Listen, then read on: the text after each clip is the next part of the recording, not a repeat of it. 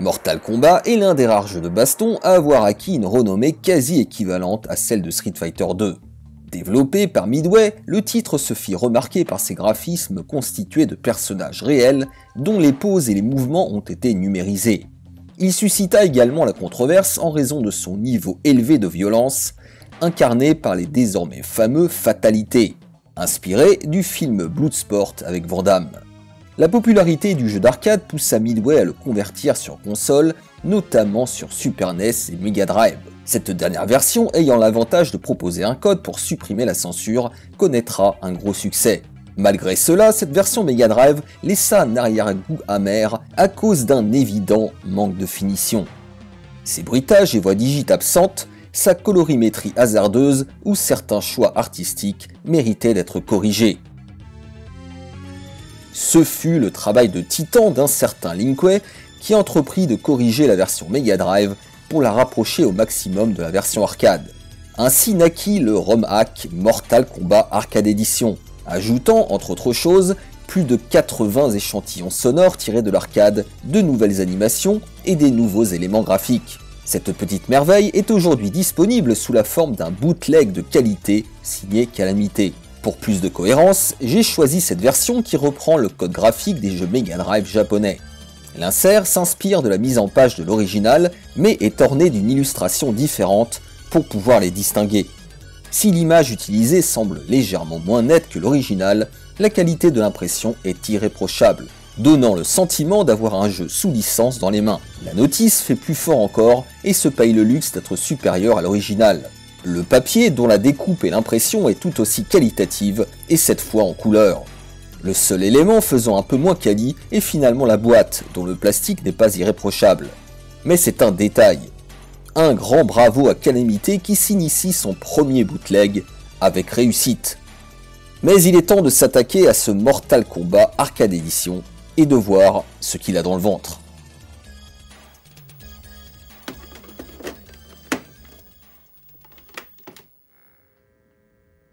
Allez, bonjour mes camarades, on se retrouve dans Mortal Kombat Arcade Edition, que je suis ravi de tester en votre compagnie. Voilà, les options sont assez classiques, on va pas s'apesantir.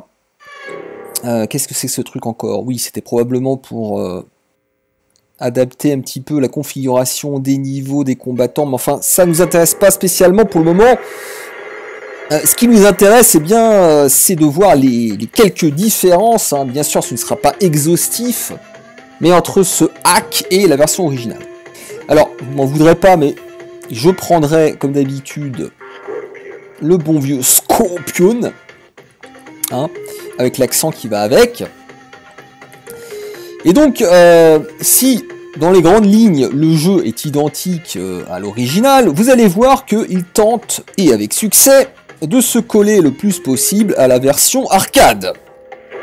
Donc là, ce qui va sauter aux yeux, c'est les couleurs. Elles sont différentes dans la version hack, elles sont moins contrastées, je dirais, plus équilibrées peut-être aussi. Donc ça, c'est une franche réussite. L'autre différence, c'est que le sol a été rehaussé, très légèrement, mais ça se voit. Et du coup, ça permet d'afficher plus de détails sur le sol. Il y a le public, hein, composé de moines, là, qui est animé un peu différemment, j'ai l'impression. Et on sent aussi qu'il y a moins d'artefacts dans les couleurs. Les couleurs sont plus homogènes, en fait. Et vous allez voir également que Liu Kang, donc sur son trône, va applaudir, ce qui n'était pas le cas dans la version Mega Drive de base. Donc ils ont rajouté des animations, et ça c'est quand même assez rare pour des hacks. Donc vraiment le jeu a été littéralement reprogrammé.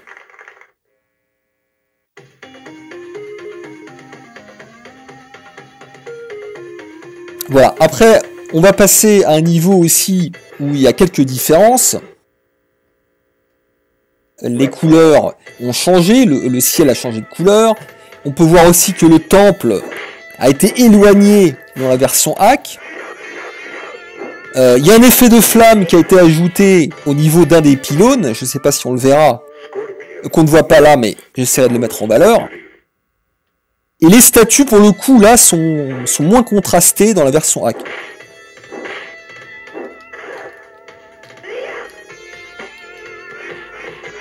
là on voit la flamme. Donc c'est, je dirais, plus harmonieux en termes de couleurs. Voilà. Et je dois dire que le bleu de la version Mega Drive de base est quand même très moche, soyons honnêtes. Hein, on va pas se mentir.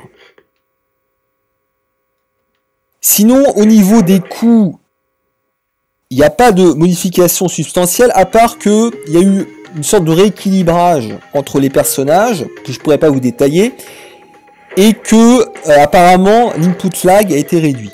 Mais ça, pareil, honnêtement, ça m'a pas sauté aux yeux. Dans ce niveau-là, bon, bah, c'est assez frappant. Là, on voit que la lune a été ajoutée. Des insignes également dans le décor. Les couleurs, pareil, je trouve, sont plus harmonieuses. Et il y a également un peu plus de détails au niveau du sol. Donc c'est quand même du très très bon boulot, une nouvelle fois. Même si, à mon avis, au-delà de ces changements graphiques, c'est d'abord sur le plan de la bande son que les différences sont les plus notables. Les bruitages, cette fois-ci, bah, il n'en manque pas, ce qui est le cas dans la version Mega Drive. En fait, certains coups n'avaient pas de bruitage, et surtout les voix digites, elles sont enfin complètes, hein, notamment à la fin. C'est-à-dire que le gagnant est nommé, lorsqu'on fait une fatalité, eh bien c'est nommé. Et tout ça, mine de rien, c'est pas que des détails, parce que ça permet de distiller l'ambiance si particulière de ce titre. Et la voix off, honnêtement, était une composante importante. D'ailleurs, dans la version Super NES, les voix y étaient, il n'y avait pas de manque. C'était vraiment spécifique à cette version Mega Drive.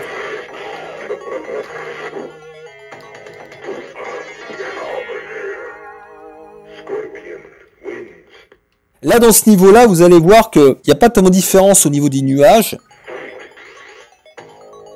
Mais la couleur du ciel a été réajustée. Et là encore, je trouve que c'est de bon goût.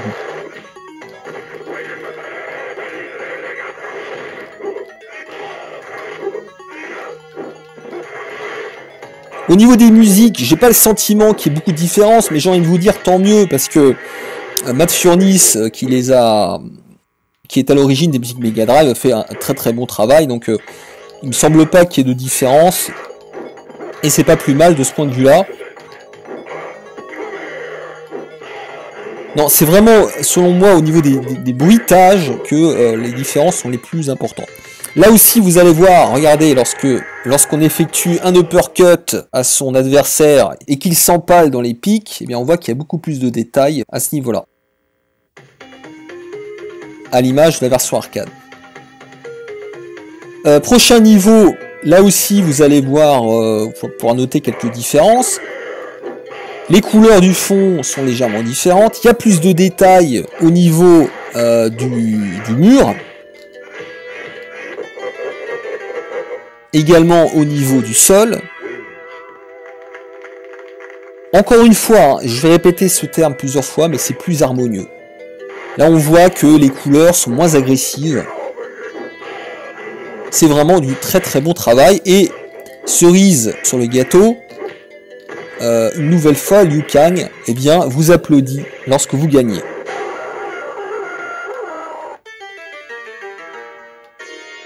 C'est deux nouvelles animations qui ont été ajoutées au jeu. Voilà, regardez ça. Et c'est franchement bien fait. Bon, j'imagine qu'ils se sont calés sur la version arcade, bien sûr. Qu'y a-t-il d'autre comme niveau? Alors oui, celui-là, c'est probablement celui qui a bénéficié le plus d'amélioration à mon sens. Regardez-moi ça. C'est tout simplement beaucoup plus détaillé.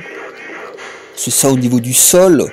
On voit les textures de pierre sont beaucoup plus nettes. Également la perspective qui est beaucoup mieux faite. Enfin bref, les couleurs aussi mieux choisies. C'est vraiment du super travail, hein. Franchement. Et c'est vrai que, je suis honnête, hein, quand on les compare pas comme ça face à face, les différences sautent pas aux yeux. Mais honnêtement, quand on voit les deux jeux tourner en même temps, c'est flagrant. C'est flagrant.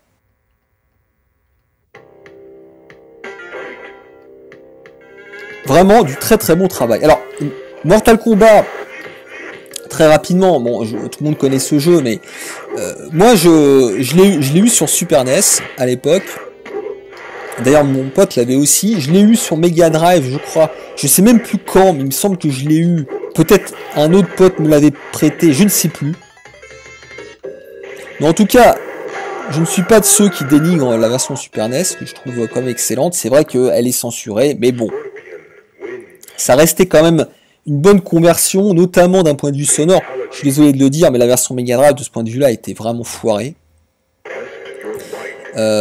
Bon là c'est les bonus games, j'ai toujours eu du mal à les faire. Ah, pour une fois j'ai réussi. Et évidemment, ce qui frappait avec ce jeu, eh bien c'était sa représentation graphique originale, hein, même si c'était pas le premier à avoir adopté cette technologie hein, de digitalisation. Mais la différence c'est que 1, là c'était bien fait, et que 2, l'ambiance était super travaillée. C'est vraiment l'adaptation vidéoludique de Bloodsport.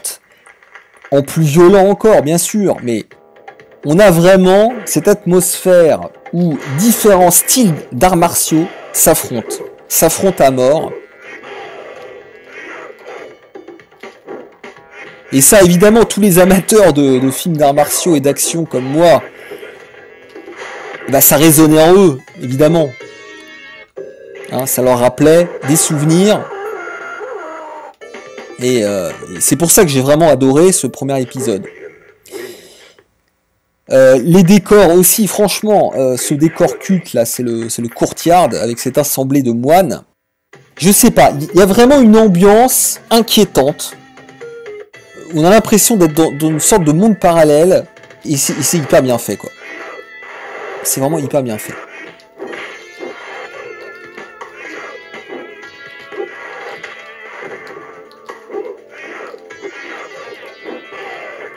L'ambiance sonore qui est évidemment servie par d'excellentes musiques, hein, donc je l'ai déjà dit, mais elles ont été réarrangées par Mark Furniss. Et donc là, à mon avis, ce qui a surtout été amélioré, ce sont les bruitages une nouvelle fois.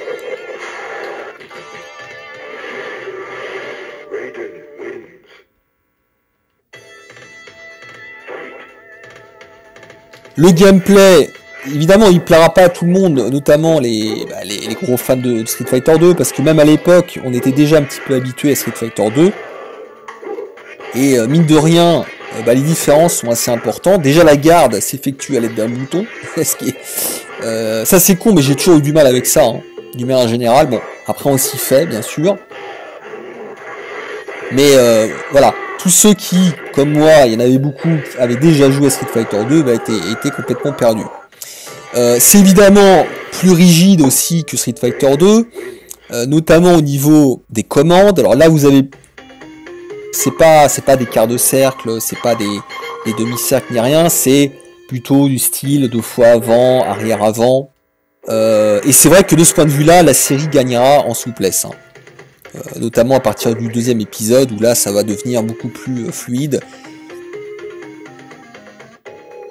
Quoique, ça se joue assez facilement, parce que vous savez, à l'époque, finalement, faire un quart de cercle, c'était pas spécialement plus facile, que faire 2 fois avant. Donc, non, c'était pas forcément un défaut, ça, pour être honnête. Voilà, donc vous voyez, pour cette run, j'étais pas spécialement bon, hein, j'ai perdu plusieurs fois. Mais ça revient vite quand même. Surtout que la move list est assez restreinte, hein, mine de rien, j'en ai pas parlé, mais vous avez un coup fort, un coup faible. Que ce soit coup de poing, coup de pied. Vous avez des balayettes et des uppercuts qui sont très importants dans ce titre. Et puis en termes de coups spéciaux, eh bien, vous en avez 2 ou 3 peut-être par personnage. Bon, ce qui à l'époque n'était pas choquant, hein, c'était même plutôt la norme. Alors moi je prends Scorpion tout simplement parce que j'ai le sentiment, peut-être que je me trompe, mais qu'il est particulièrement efficace. Il a notamment son fameux Come over here! Get over here! Pardon. Qui est quand même très bien, qui est très pratique, qui a une super allonge, qui permet ensuite d'enchaîner derrière Donc c'est un peu le double effet qui se coule. Et puis il a une sorte de téléportation aussi qui est bien pratique. Voilà. Alors cela dit, je pense que d'autres personnages sont aussi efficaces, mais c'est vrai que j'ai l'habitude de le prendre. Là vous voyez, on atteint les niveaux où vous devez enchaîner 2 personnages, c'est vraiment pas évident. Je me souviens qu'à l'époque j'avais vraiment galéré. Là d'ailleurs j'ai perdu quelques crédits. Oui, j'en ai pas parlé d'ailleurs dans cette version hack. Eh bien il y a des crédits qu'il n'y a pas dans la version Mega Drive de base. Dans la version Mega Drive de base vous avez des continues infinis. Là les crédits je crois sont limités à 3, si je me souviens bien. Voilà, donc ça pareil ça a été modifié. Donc on va enchaîner 3 parties d'endurance, hein, comme il l'appelle, qui sont clairement, je trouve, le passage le plus difficile du jeu. Je trouve même que Goro est plus facile. Par contre, ça que Liu Kang est vraiment pas évident à battre. C'est vrai. Donc voilà, tout ça pour dire que c'est un vrai plaisir de rejouer à Mortal Kombat dans cette édition fidèle à la borne. Finalement, est-ce qu'on peut pas dire que c'est la version qu'on aurait aimé avoir sur Mega Drive? Alors évidemment, les impératifs à l'époque n'étaient pas les mêmes, hein, que ce soit en termes de temps de développement, de budget. Voilà, il faut savoir que c'est pas non plus le développement a été délégué, c'est pas Midway qui a travaillé sur cette version. Je sais même plus qui c'est, mais peu importe, c'est Probe Entertainment ou Probe Software, je ne sais plus exactement comment il s'appelle. Bon, qui ont fait quand même du bon boulot, hein. Je vais me répéter, la version Super NES est bonne, la version Mega Drive est bonne aussi de base, même si, seul regret, les bruitages, qui sont vraiment pas terribles à mon avis. Et puis cette version Mega Drive qui a fait parler d'elle à cause de ce fameux code. Est-ce que finalement c'est pas le code le plus connu des jeux vidéo, hein? C'est l'un des les codes les plus importants de jeux vidéo parce qu'il a carrément permis à cette version Mega Drive de mieux se vendre que la version Super NES. C'est quand même fou. Juste pour un code. Comme quoi c'était le critère numéro 1 pour les joueurs, c'était le sang. Bon, ce qui aujourd'hui paraît un peu ridicule, mais c'est vrai que c'est l'ADN. On ne peut pas le nier que c'est l'ADN de la série. La violence, c'est l'ADN de la série. Voilà, donc là on enchaîne avec le troisième combat. On doit battre 2 personnages, donc là, je crois que je vais me faire latter encore. Et puis ensuite, on va s'attaquer à Goro, qui je crois, je vais battre du premier coup. Goro, j'ai jamais compris en quoi il était difficile. C'est vraiment pas un boss difficile. Alors que là, ces combats-là, franchement, un Raiden, quand il est bien vénère, est beaucoup plus difficile qu'un Goro. Hein. Je peux vous dire, parce que le Raiden, il vous fait son... Et quand il le fait 2-3 fois de suite, je peux vous assurer que vous pouvez rien faire. Hein.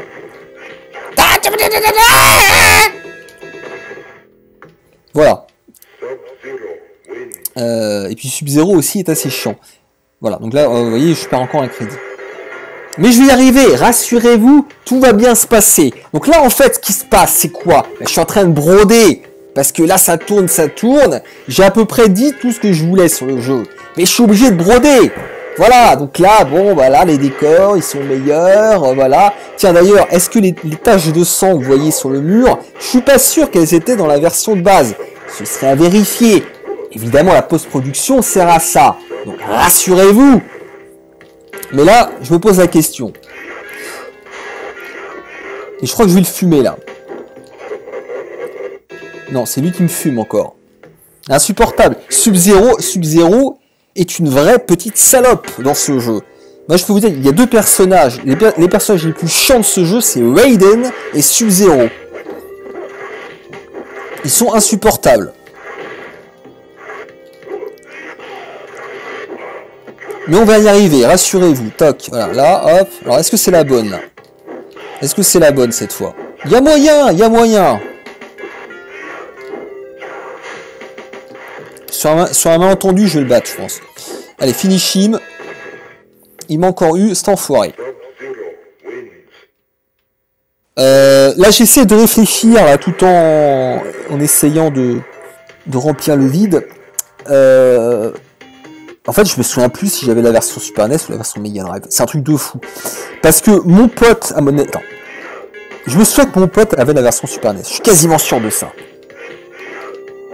Si tu m'écoutes, Christophe, tu me confirmeras ça, mais je crois que c'est toi qui avais la version Super NES. Et est-ce que moi, j'avais pas la version Mega Drive? C'est possible. Mais en même temps, ce serait complètement con. Parce que... Moi, quand j'avais la Super NES, en fait, j'avais un peu switché. Hein. J'étais passé sur Super NES. Donc pourquoi j'aurais pris la version Mega Drive? Parce que mon pote aurait pris la version Super NES, moi j'aurais pris la version Mega Drive. C'est possible, mais ça m'étonnerait. Parce que j'aurais été jaloux. Enfin, voilà, on était un peu rivaux quelque part tous les deux. Ah, on voulait les meilleures versions. Et c'est vrai qu'avant de savoir qu'il y avait ce putain de code, ah ben on prenait la version Super NES parce que bon, les graphismes étaient plus beaux. Hein, on cherchait pas trop. Et je crois que ça s'est su progressivement qu'il y avait un code. Mais moi, on a dû l'acheter assez rapidement. Et je sais plus là. Honnêtement, il faut que je me renseigne parce que j'ai pas. J'hésite. Quoi qu'il en soit, pendant que je suis en train de parler, je vois que je progresse et que j'ai fumé Sub-Zero. Voilà. Ce qui va nous amener donc à Goro. Goro qui est en quelque sorte l'homme de paille de Liu Kang. L'homme de paille. Voilà, donc il apparaît tout de suite. Alors ça pareil, hein. Je crois que il a été amélioré dans ce hack aussi, Goro. Alors je sais pas si c'est l'animation, les graphismes. Malheureusement, j'ai pas terminé la version normale. Donc je pourrais pas vous comparer Goro, mais il me semble aussi qu'il est mieux fait dans la version hack. Donc bref, il y a vraiment un travail de folie qui a été effectué par les hackers. Est-ce qu'on peut les appeler des hackers? C'est un peu péjoratif les hackers, mais là c'est positif.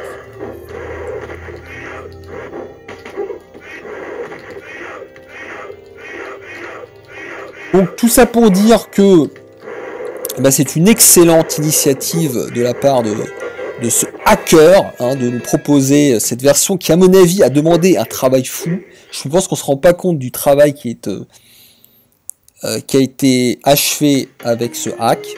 Donc un grand merci à lui, un grand merci donc à Calamité qui nous a concocté ce magnifique bootleg. Vraiment de très bonne qualité, c'est son premier et vraiment je le félicite. Et donc un épisode, même si encore une fois mon préféré est le deuxième, j'ai toujours une affection particulière pour ce premier épisode et pas seulement pour des questions de nostalgie, son ambiance plus sérieuse et sombre, ses références à Bloodsport, notamment son plan musical, ça me paraît évident, et évidemment sans parler de Van Damme.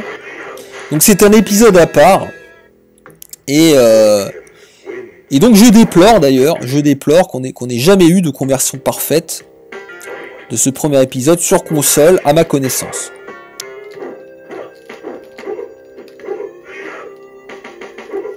Donc merci à tout le monde et puis à très bientôt.